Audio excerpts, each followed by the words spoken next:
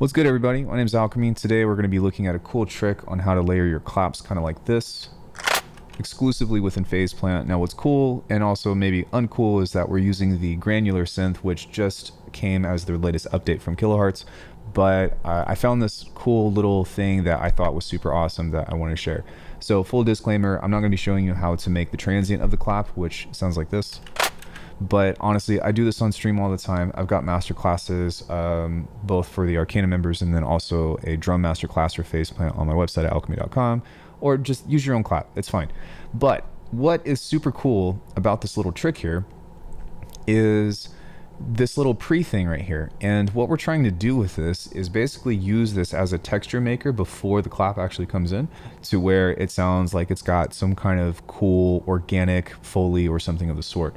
So this is actually my recording. I took I took a garlic grinder and was like clap, clap, clap, clap. And this is what it sounds like. And before I get into this, what I'm doing here is just using this guy as the pre thing.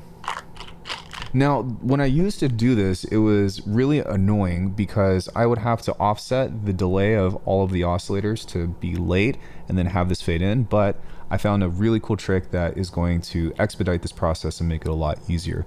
So the main issue that I had with this in the first place was that I've got this cool little thing that I learned from Cheese Masterclass and also from Cage, to where you can use an EQ to help accentuate transients. So as you can see, the EQ is reacting to the main clap layer, which would be right here, or this LFO, which sounds like that. But if it's over on this side, then how do I get this one to go first? And so what I've done was I moved just the very first effect of this resonance point, this high pass filter, over to the left, and I'm sending everything that is the on lane 1 that's going to lane 3. Then what I've done is sent the granular layer, can't get it right, over to lane 2, which goes into lane 3. So if you pull that, whatever is your main fundamental of your clap, into lane 1, and then you set a delay with 0 feedback, that means that you can offset the entire thing without having to go back and individually, put delays on this or mess with the phase of this, because I did that and it's not fun.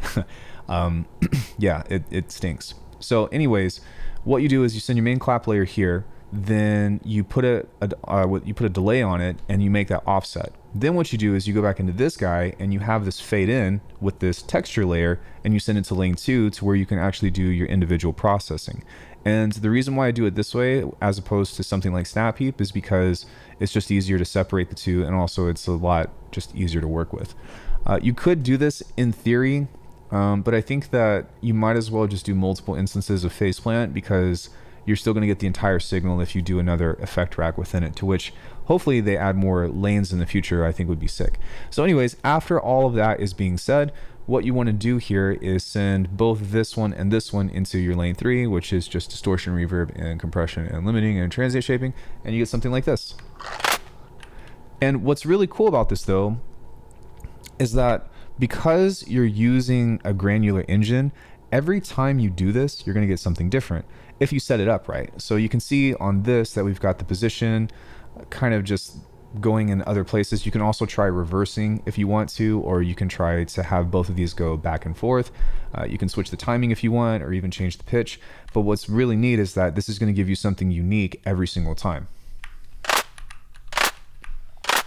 Okay, so let me move the position or even change this over here. Sometimes it's going to be varied, sometimes not.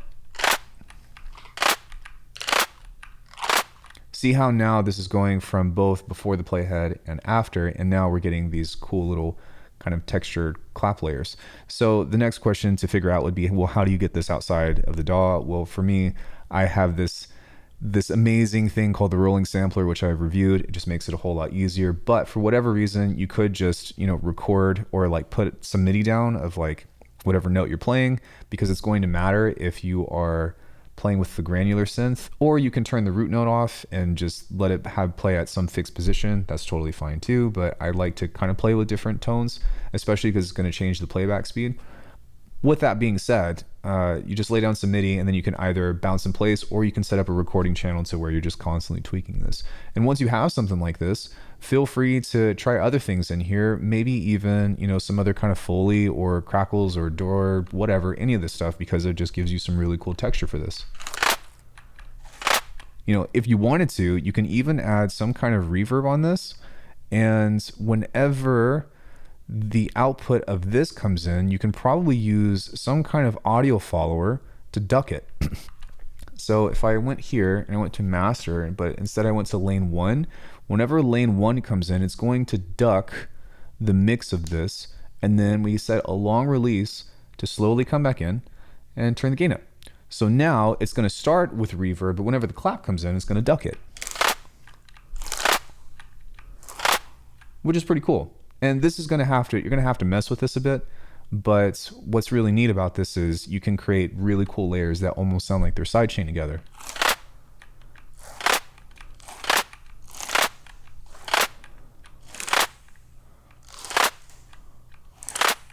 Now, what I would want to do is maybe just kind of play around with this and see how you can get other sounds or whatever.